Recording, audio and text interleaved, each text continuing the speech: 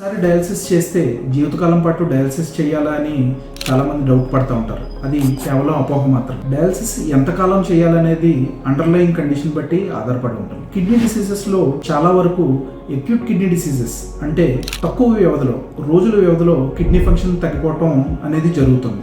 For example కొన్ని కారణాలు poisonings కానీ, లేకపోతే కిడ్నీ ఇన్ఫెక్షన్లు కానీ, కిడ్నీలో రాళ్ళు, ఇంకా డీహైడ్రేషన్, ఇట్లాంటి విష జ్వరాలు కానీ, ఇట్లాంటి కారణాల వల్ల కిడ్నీ ఫంక్షన్ తగ్గిపోవడం అనేది చూస్తాం. వీటిలో మనం రూట్ కాజ్ ఐడెంటిఫై చేసి దాన్ని ట్రీట్ చేస్తే కిడ్నీ ఫంక్షన్ కంప్లీట్గా రికవర్ అయ్యే అవకాశాలు ఉంటాయి.